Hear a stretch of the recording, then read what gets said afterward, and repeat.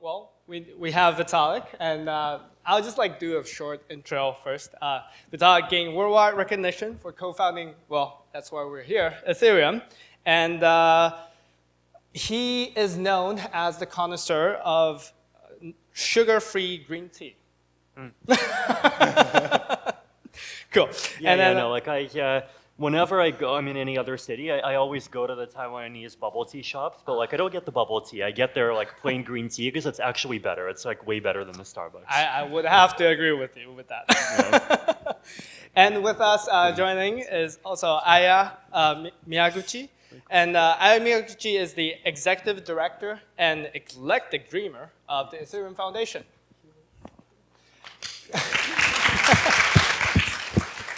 Cool. And also we have Chih-Cheng Liang, CC Liang, also known as research engineer on the privacy and scaling exploration team. And take it back to me. He's awesome. He has been with Ethereum since, I would almost say the beginning, right? But I'll let you do with that. And then finally we have, Yangwen. So so our co-founded Perpetual Protocol, a decentralized perpetual contract protocol. And myself, Martin Lee. I'm head of developer relations at QuantStem, and so very happy to join with all of us here. Maybe let's kickstart with kind of an icebreaker. We had a self-round of intro. Beside intro, we would like to add some spice to it. So I guess for Vitalik, I believe the audience would like to know your relationship with Taiwan and all the way back, how you started, and for the rest of us, perhaps how we have evolved into the Ethereum community. Yeah, well, so I first visited Taiwan back in I think January 6th, 2015. Alex Liu from MyCoin invited me to come and visit, and I liked it, and I came back for a few more times I saw a lot of smart people in the Ethereum community, and we started having a small research team, and I guess I've come back to Taiwan many times ever since. I don't know. What was the other part of the question? Oh, the other part is for us. But I remember your last time you were here, was it Crosslink? November 2019, I believe the 18th, but I forget for what. Sounds good. Mm-hmm. Yeah, and Ayo, would you like to take how we got into Ethereum? Yeah, so originally I got into crypto, around the time I just finished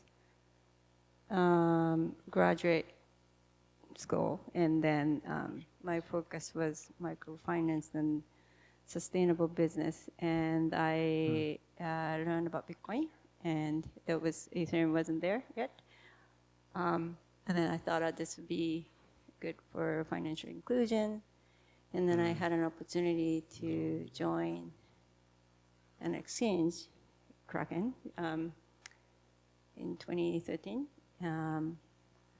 And I was able to learn about many different technologies, and then about many different, and then also some thoughts behind each technology. And but as much as it was an important role, exchange was an important role for people to be connected with crypto back in those days. I wanted to kind of go back to my original passion, and then, but through that work, I was able to learn about Ethereum, and then meet Vitalik and other Ethereum people. So around the time I decided to leave the previous job and then do something more, more connected to my original passion with blockchain, and that's when, I got this. I was asked to help, and so that's how I joined the Ethereum Foundation. Nice. Yang-Wen? Sure. So, I joined crypto like in 2018, like at the time, and I got involved in like Taiwanese community, like because we hired Yugen and Kimi. They both like from Taipei Ethereum meetup, so kind of like get involved, and also like so Perpetual Protocol, we have more like engineers in Taiwan now, so we actually, a lot of like ETH developers. Also, we host like DeFi, like TLDR. So like one of the events that actually like discuss DeFi every month. So that's that's just the events I've been to in Taiwan.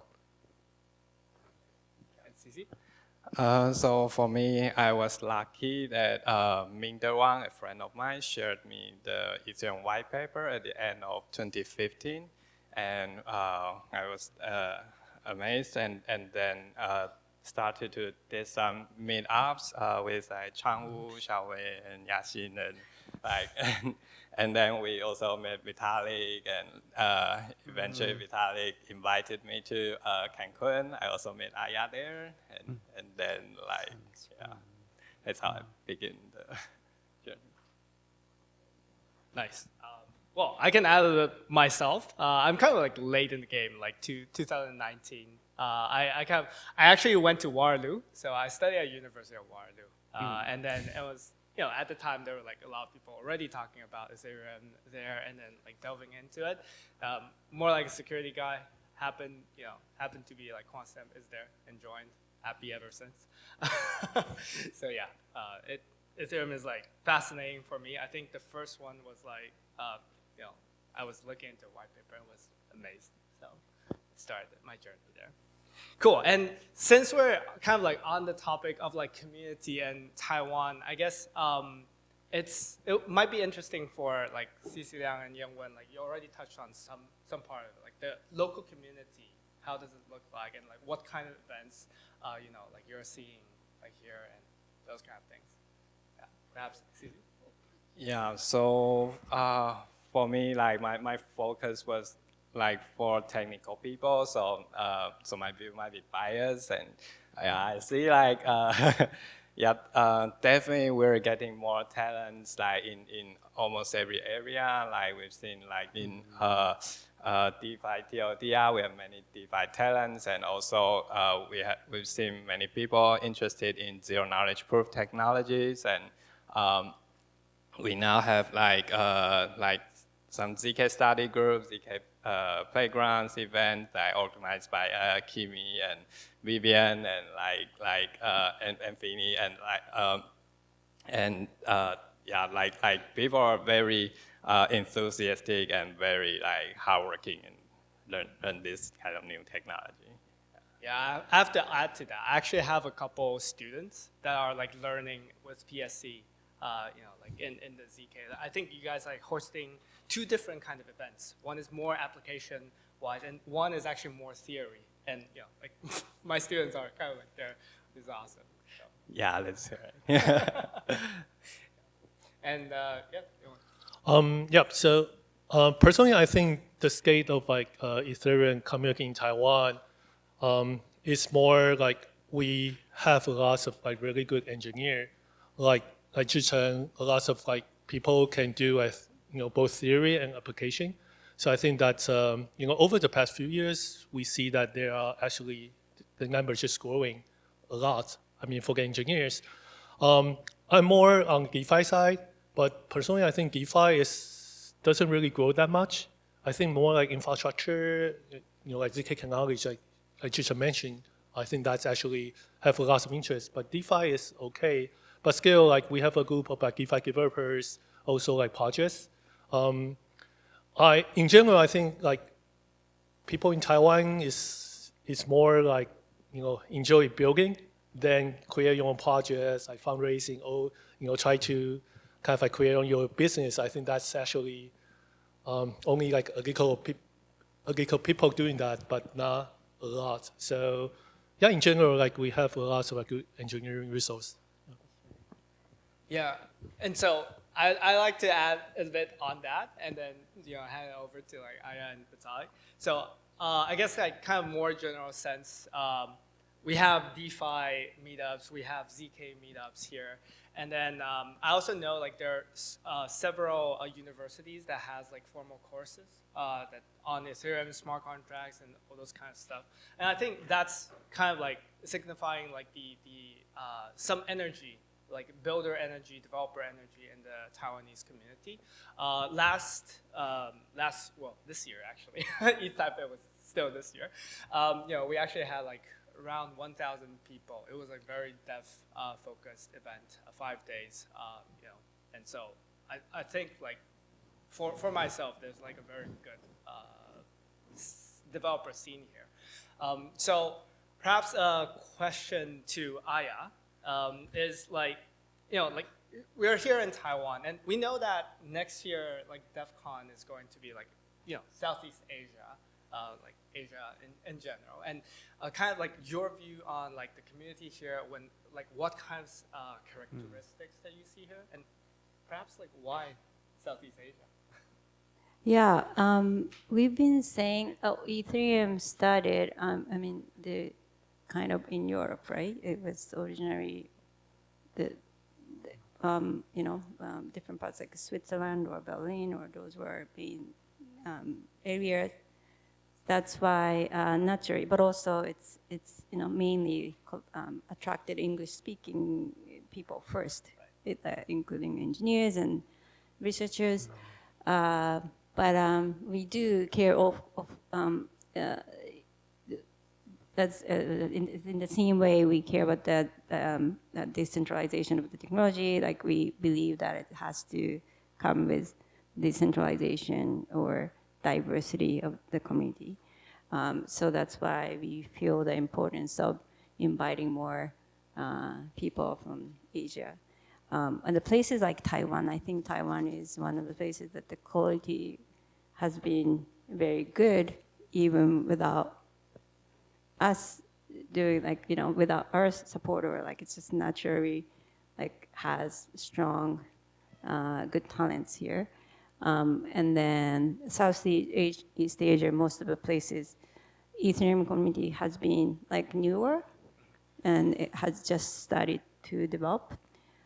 And then last year we had DevCon in Bogota, Colombia, and then how that led to basically we did Road to DevCon events, or we didn't do it. We supported Road to DevCon events. So there are a lot of community events in Southeast Asia in each different country. And that created very like a strong impact from Southeast Asia, from Latin America to the world, not just in the region. And that power and energy was something like beyond our expectation, and we want to see the same effect from Asia. So it's going to be in Southeast Asia, but we see this as an opportunity for Asian talents to grow and also like work together. So that is the reason why it's going to be. Awesome, thank you. And kind of like tagging along that same question. So you mentioned like there were like newer community in the other like Southeast Asia, right? So perhaps this is a Vitalik question. Like you've been into like different countries and seeing different communities. What are the characteristics and like what do you think like constitutes like a healthy community? I mean, builder's good, token shiller's bad, So yeah, no, it's good to see people working on interesting technology and people who like really understands the values behind the space and the kinds of things that it's trying to accomplish, beyond trying to make coin prices go up. And I mean, I'm sure, there's always like other circles where tokens are being shilled, and like I think it just so happens that the circles do kind of self-select a lot, right? It's like, you have the shill things happen beside other shill things, and then the nice things happen beside other nice things. They don't really see each other much, but it's always good that this stuff exists. And so far, I haven't seen people talking about how they're building a coin that's going to go up by 20% every month.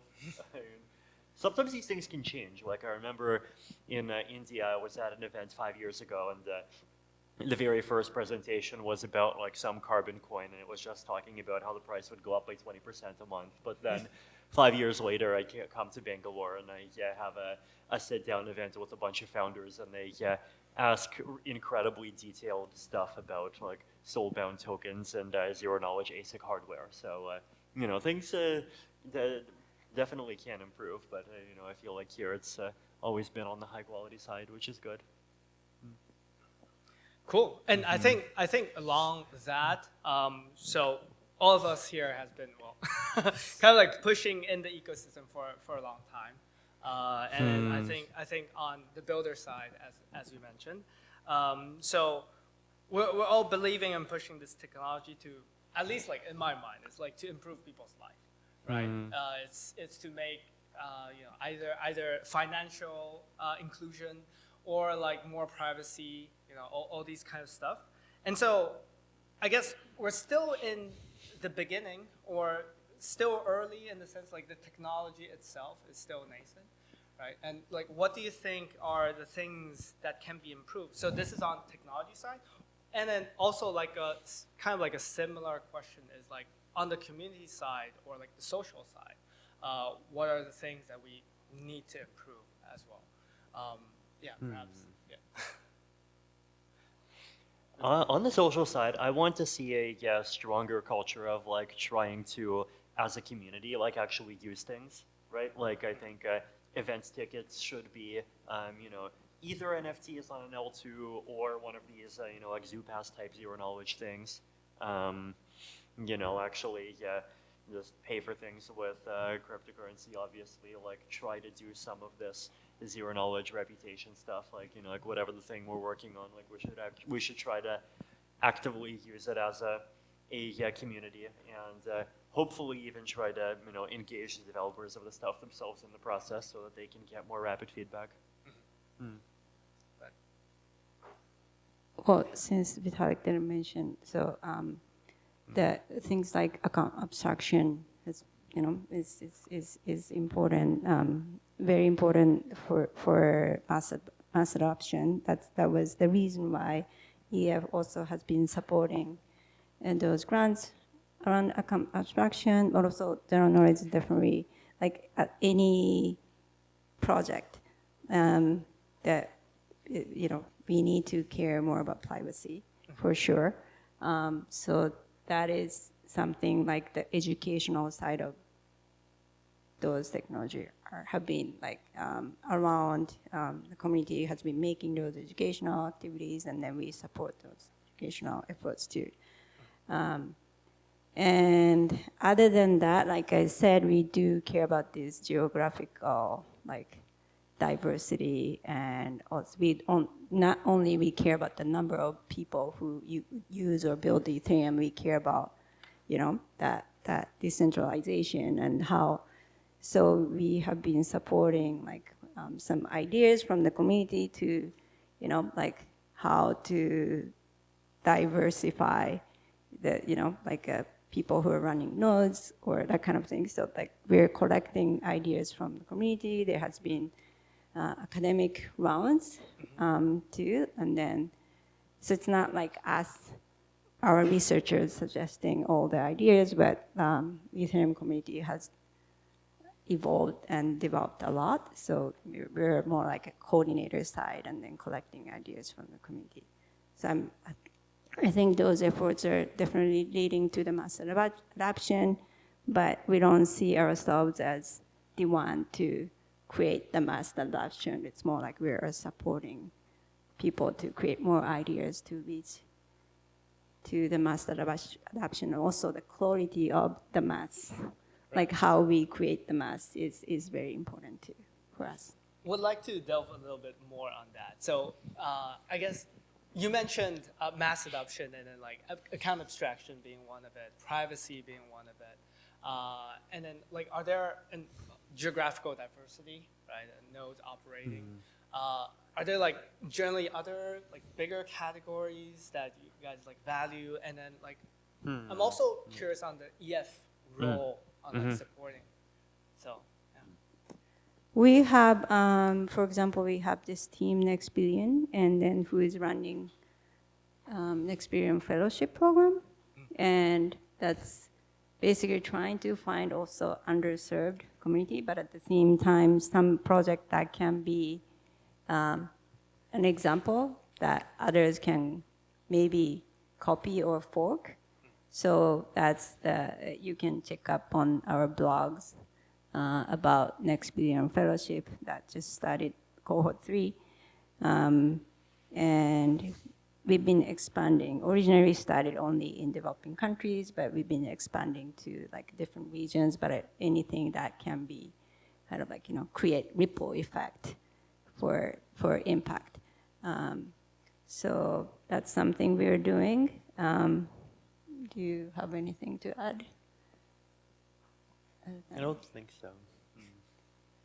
Cool. Yeah. And I guess like for you guys as well, kind of going back to the question of like from like the builder side, right? You're founder of Perpetual Protocol, and how do you see like the space could improve, like either technology or government or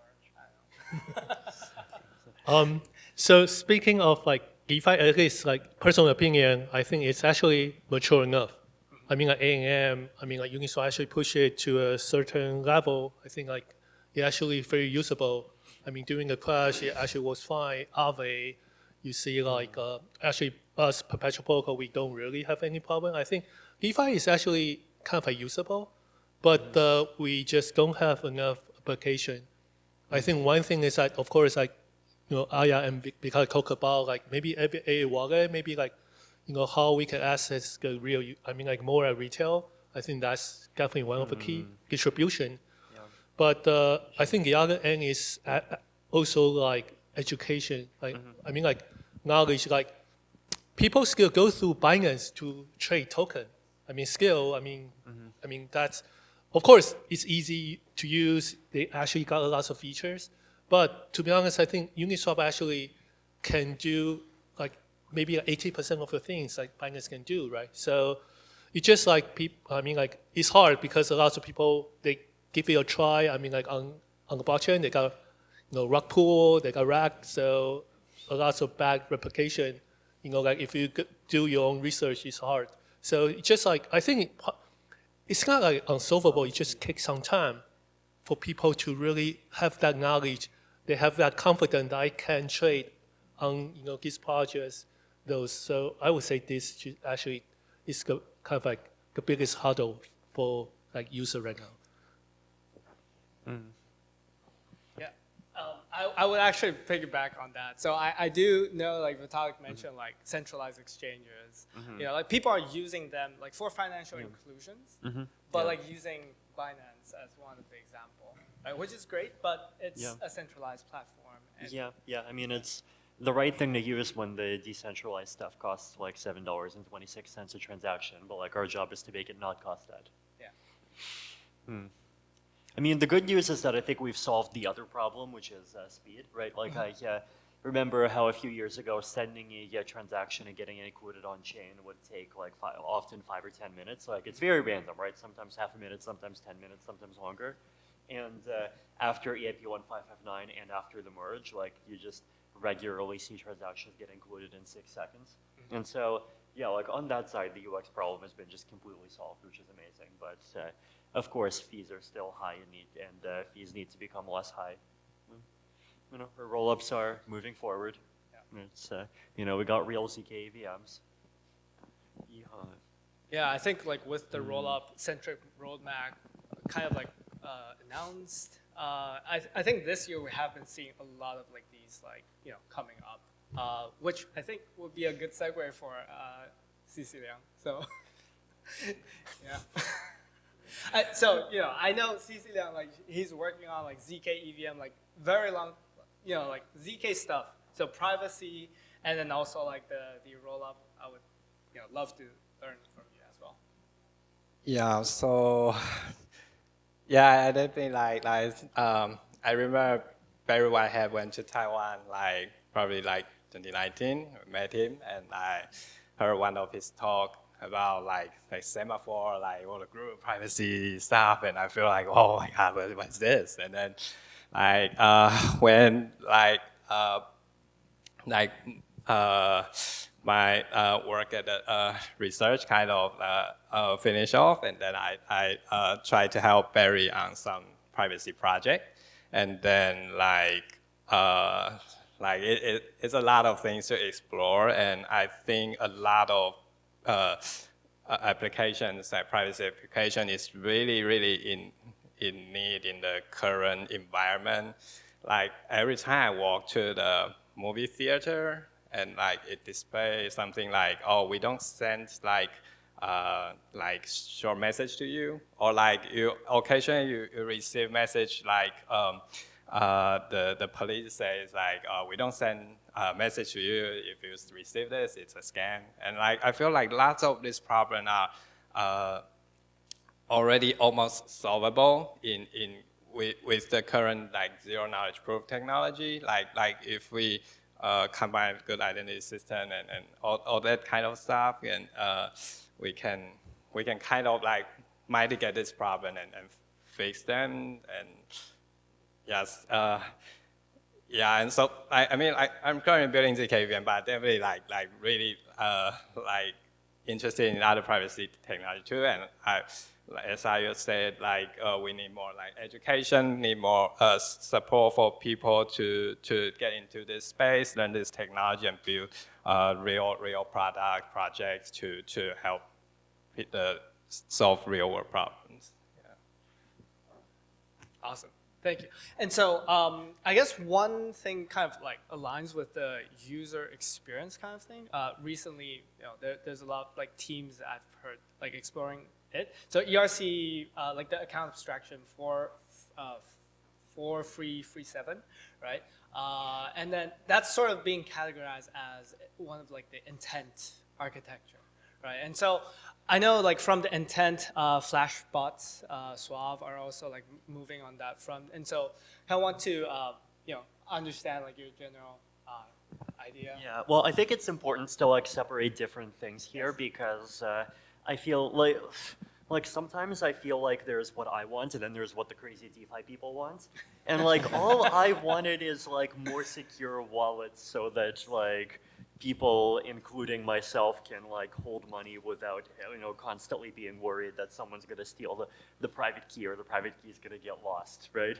And then other people are like, oh no, I want to be able to do 78-dimensional DeFi and put these 7 transactions together at the same time, and raise all that to the power of 3.7, and then I can increase my APR by 36%. Well, okay, it's a bit of an exaggeration, but no, I think there's other things that got added that I think like actually make sense to do in account abstraction. Like, so my original goals were, one is supporting multi-sig wallets, and so social recovery, almost the same thing as multi-sig, also being able to upgrade to different forms of cryptography, right? So there's a lot of like talk about a SecP260 R1, so you could have keys inside of existing trusted hardware devices. Eventually, we'll have to switch to either hash-based or lattice because of quantum computers and all of these things. Then there's the desire to, like, for example, use tokens to pay for transaction fees, which is like fine. We can expand and support it. And then the desire to do multiple operations within one transaction, which is also like easy to support. But then there's this like I think there's this much more expansive vision of intents, which basically says like a user just specifies the conditions, like here's what I want to have changed to my account, and then anyone else can like go and fill in an action, and as long as the action satisfies the conditions, like whatever it is, it can get included, and the transaction pays the fees for it.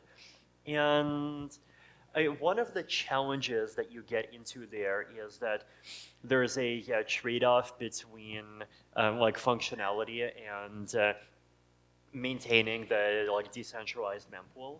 Right, because one of the really big design goals of 4337, and like this is why it just ended up having to be so hard, is we want it to be possible for users to like basically interface with it in the same way that they do with regular transactions today. Right, you send messages, or you send your transaction to a public peer-to-peer network. Anyone can join the network. It gets automatically broadcasted. Then validators can run very basic software that takes these transactions, puts them in a block, gets basically the optimal outcome, right? And the transactions get included. And like you don't have to deal with DOS risks because the accounts model solves that for you, right? Like half the complexity of 4337 is splitting transactions up into two components where one is validation, the other is execution. So, and like there's these restrictions where, for example, validation is only allowed to access the account that like is the account that's sending the transaction. And the reason why that's there is to prevent a problem that I call multi-invalidation, right? Which is where you basically imagine send 1,000 transactions from 1,000 different accounts, and then those transactions all like access the same account as part of their validation. But then if they do that, then they can send one transaction that just like flips the state of that account and then just make all of those transactions become invalid, right? And if the system is allowed to do that, then I can like pollute the mempool, send 1,000 things, like make all the nodes in the mempool slow to a crawl, and only have to pay 26,000 gas for one transaction, right? And like so 4337 like the reason why it has complexity and restrictions is basically to manage problems like that.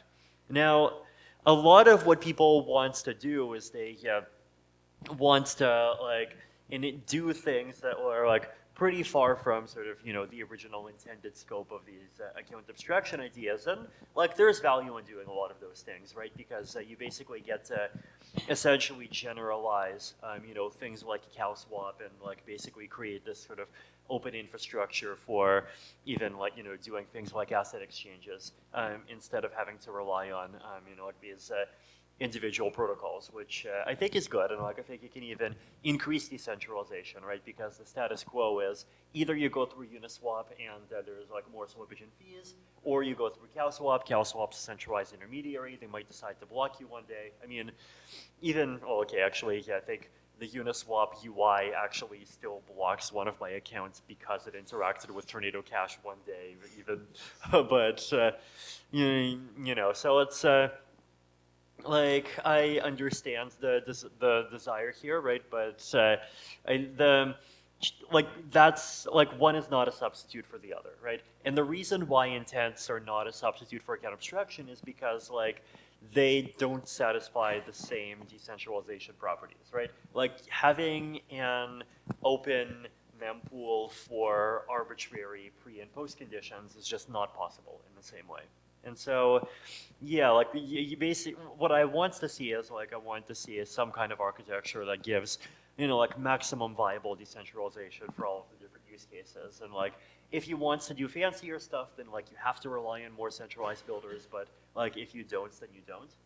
And that's, yeah, like this is just, you know, something that, you know, I hope that developers can,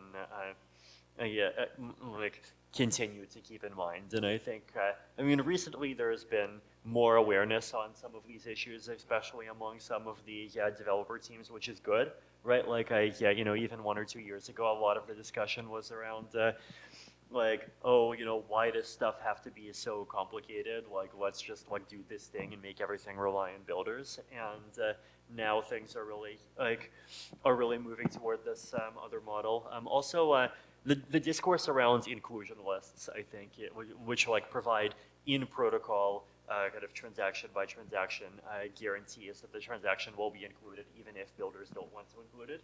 And like that limits the power that builders can have. But like in order to benefit from that, ERC 4337 has to eventually go in protocol, which I mean, the current plan is that it eventually will, but then for something to go in protocol, like it has to like actually do the separation of validation and execution, right?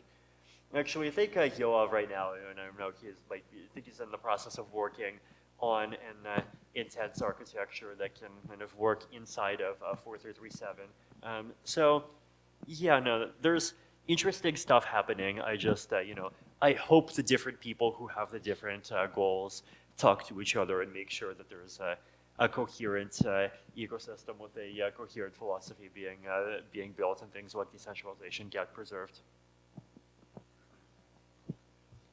Cool. Yeah. Do you want to add anything, Susie?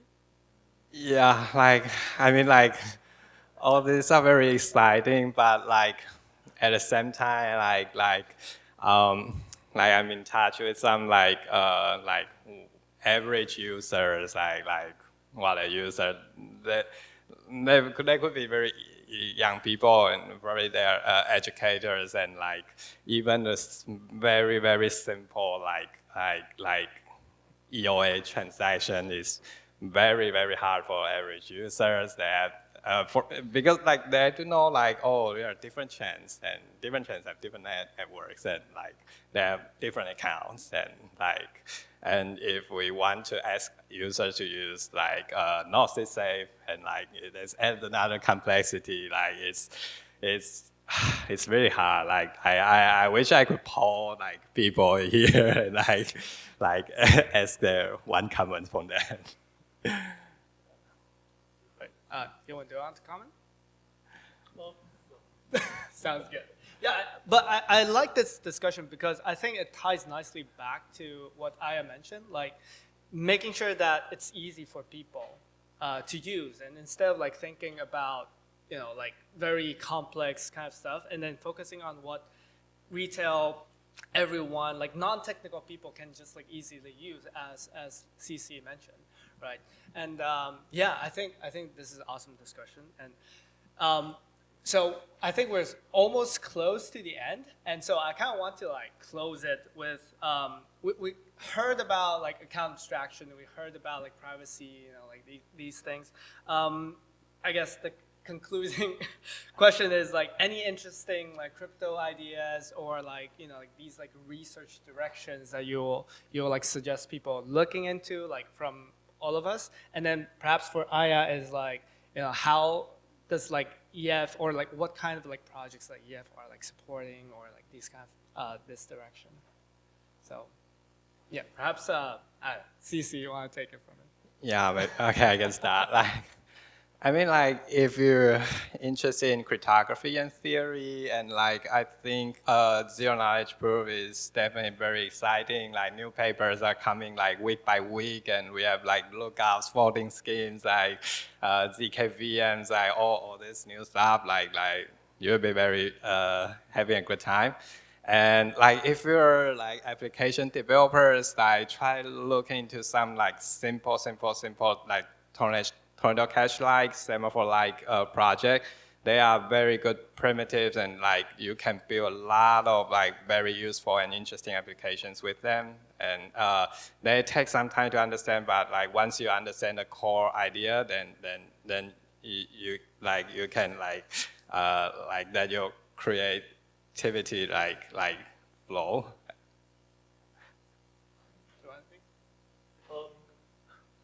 I think for I don't really have like good idea for the long term, but for short term, personally, I think the AA wallet will be popular. I mean, like, so one way to think about like what I can build is what happens if AA wallet is gets so popular, so easy to use.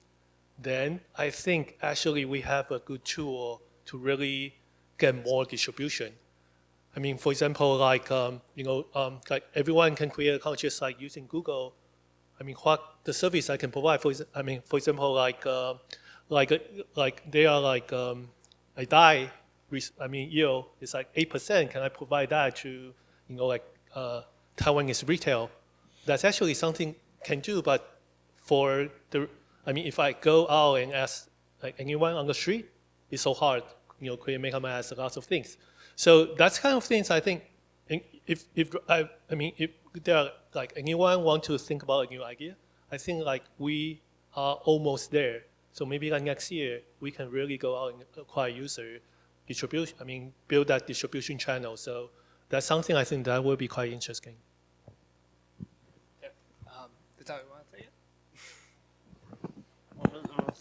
Oh yeah, the research idea that you would suggest people. Yeah, I mean, zero knowledge. I mean, it's interesting. I feel like with zero knowledge proofs, we're like finally getting to the point where, or pretty close to the point where like saying focus on zero knowledge proofs is almost like saying like focus on blockchains. Like they're they're basically turned into a this background thing that I think is behind basically anything new that's being developed. And I think there's a lot of hard work from XCC and many other people has led to that, which I think is an amazing outcome.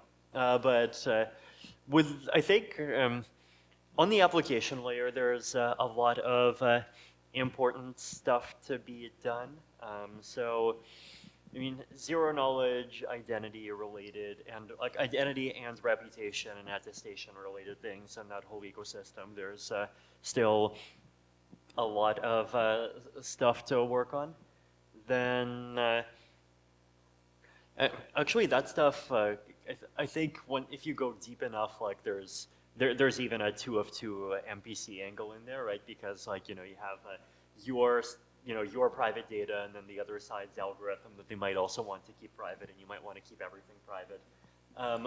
But at this point, I think the focus should not just be in like going maximum fancy on the technology, but also in like creating MVPs that like people actually wants to use.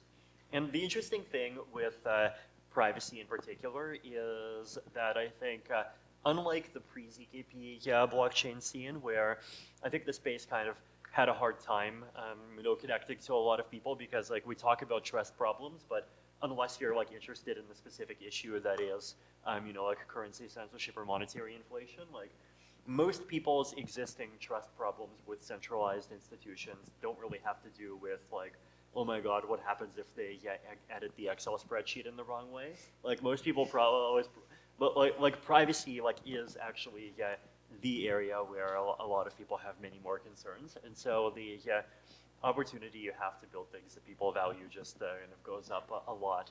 And like the technologies are really nicely complementary, right? Because blockchains, they give you these like open execution and transparent algorithm and censorship-resistant guarantees, but at the expense of taking away scalability and privacy. And zero-knowledge proofs, like what are the two things that they give you? They give you scalability and they give you privacy, right? So they're very nicely complementary in that way. Then aside from identity-related things, I mean, zero knowledge voting, and I think convincing existing DAOs to become ZK DAOs might be also interesting. Convincing, I mean, if we want to get out of ZK a bit, better DAO governance. Like, I think, look, I've written lots of articles about why I think coin voting is terrible, and we need better things than coin voting. And sometimes I kind of feel like I'm like talking to a wall and everyone just keeps forking Compound because everyone else forks Compound. And I think there's a challenge in, I guess, socially legitimizing like something that's not Compound and that's not token holder driven in the same way. And like I'm really happy that Optimism, for example, has been doing the 2-house governance, and like I want to see other models get tried as well, and like the concept of like having tokens and also having citizens be something that gets expanded on more. So yeah, I think there's an interesting space there to experiment in as well.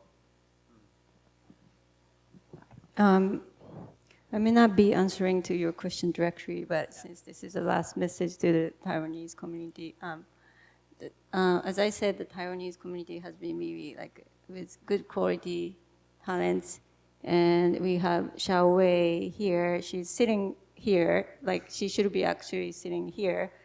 Then you don't have to, speak English if you didn't have me. But anyway. She's a core researcher at EF, but also for Ethereum, and then she's been a superstar. So when I met her, my respect to the Taiwanese community had started. And of course, we have amazing other, like male researchers too. But she's representing women, she's representing like Asian researchers. So that's, I'm looking forward to that for the Taiwanese community to inspire us in the same way, and maybe to do research on all the things that Vitalik listed now that can come from this community, because this is has very strong, amazing community. So looking forward to Thank you so seeing more of that. Thank you so much. And I actually want to follow up on that because I was watching your presentation on like learning, like infinite learning, Infinite that garden, thing. yeah. And I'm, you know, I feel like that's like the message that I received. One of the messages I received is like, even if you're a beginner or like learning in between, you don't have to be like the pro already. You can already build stuff that benefits your peers, benefits your, you know, like your community essentially. You just like have some sort of tutorial that's already very contributing. That's what I was like really loving about that presentation. So Thank you so much. Thank you. Thank you. If you don't know about this, like you can look at Infinite Garden. It's our vision at the Ethereum Foundation. But thank you for saying that. Thank you. Thank you. And with that, I think we're going to conclude this panel. And so thanks again, Vitalik and Aya, you know, Youngwon and CC to join myself. And then, yeah, thanks everyone.